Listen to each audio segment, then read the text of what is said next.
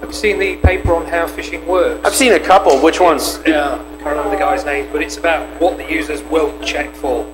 And the visual graphics is something that if the bad guy emulated the visual graphics, they'd probably be more likely to actually put the details in. Well, look at the state of affairs.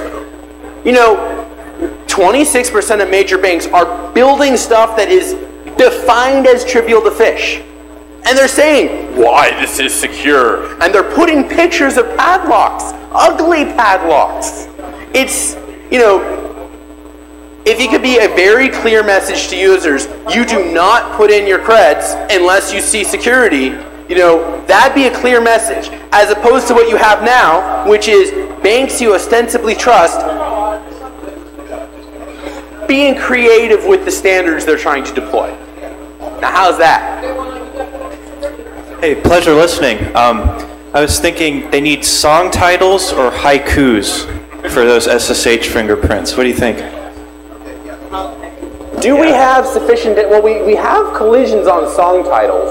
Yeah, love, you know, just the word love, God. How many songs do you think have come out over the past 100 years that have any degree of popularity? Let's say we got 16 bits per. You might be able to represent 64 bits of entropy using 4 songs from the last 100 years. Well, then you throw in like city names or something too, so you like... You have a limited capacity. I mean, I've tried things like that. I tried actually using city names. It didn't work that well. Huh. Awesome. IKEA sec, given that... Come on, you just fixing that out now? Fixing Finnish security with Swedish furniture. Is there any other kind? Hey, that's my apartment. That's interesting because if it was like city names or song titles, there's associations with it, so it might be easier to remember than just kind of random names of people.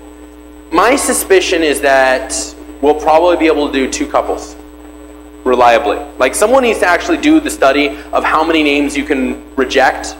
5 couples is probably a bit much. But I mean, even if we can get 64 bits of strongly rejectable data, that's so much. What do we have now? A couple bytes, a couple characters? We have crap now. But so cities were something I had thought of. They didn't seem to, because I mean, you know, self-experimented. I worked on this stuff for, you know, tried various variations.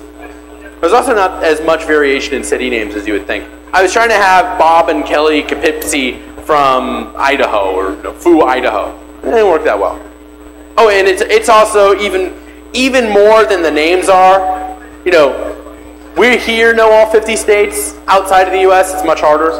Whereas the names are actually distributed by just what sounds different. So you actually get names from around quite a bit of area. I have a question. You showed how to visually see, you know, differences between 2 files, like maybe a variant on a file or a redo on a file. Do you think there's a potential for fingerprinting, if you will, who came up with a variant on a file? Like, say you got a piece of malware and the next variant comes out, and you diff those files, and something that you might be able to tell based on what kind of differences these people put in to obfuscate the code, and for just to make up the next variant, that it might be worthwhile to look at that to identify which malware variants come from what particular person, so that later on when you identify them... Small data sets tend not to work that well. However, at that point, because you have so little data, you just look for what's called the longest common string and see if there are common strings that did not come from just how compilers work.